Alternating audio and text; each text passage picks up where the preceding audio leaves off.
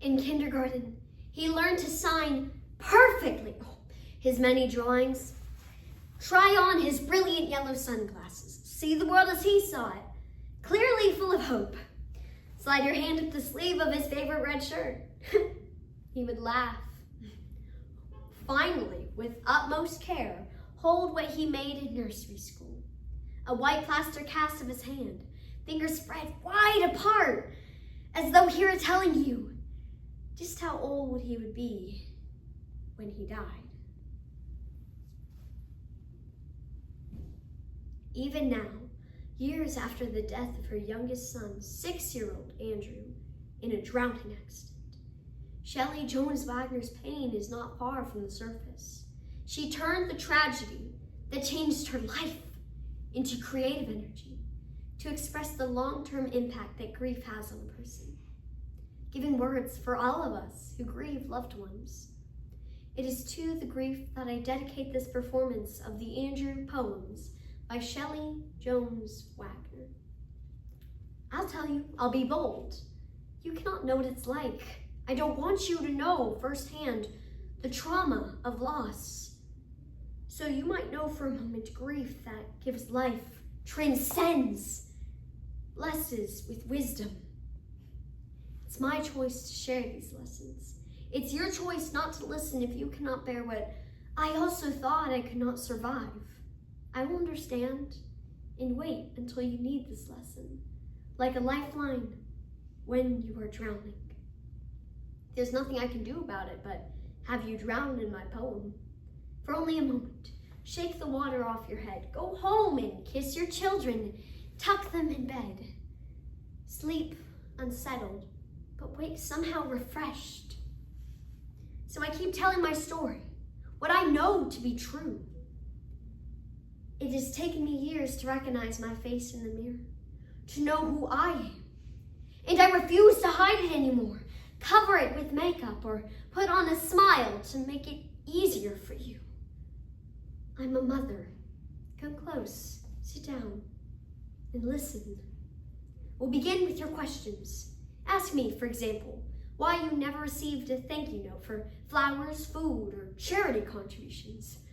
I intended to write all of you, but years went by and I never thanked you for salvation and flowers, nourishment and fried chicken, poetry and given in memory of. One day, I hope to see the Jerusalem pine a friend planted in Israel, Andrew's oak pew in a chapel by the beach, a music room full of children singing, where his memorial plaque proclaims, "Make a joyful noise." Now that I'm better, I can write a long note to say, thank you, and I love you. For words of comfort, even now, you might say, and some did say, you still have another son. Now I ask you, do you hear your own logic? When your mother died, did your living father make it any easier? What saved you, you ask? Unconditional love. I was lucky with Andrew. Nothing was left undone. Our last moments together were filled with laughter, pushing him in his tire swing by the river, giggling because he knew at random I would catch him, hold him close to my heart, unwilling to let go, covering his face with kisses. Fill your relationships with all of the photos in your mind. You will be afraid of losing them, and you will. But that will not kill you. You'll survive and live on. It's regret that destroys you. Anything left undone. Let me tell you, you will not know how to ask about the day they set his tombstone. I watched them stand the small granite cross in a footing of wet cement. When the workers left, I touched the stone, carved with his name in full, because that's the way he said it. written in all capitals, because that's the way he wrote it. Andrew Cameron White. I broke a branch so I could write to my child in the margin of wet cement. I love you. I miss you. Thank God I will see you again. No more questions. But you are concerned. You suggest I get out and get some exercise? Exercise. Exercise? Grief is isometric. Are you looking at my face? I have the face of a sprinter.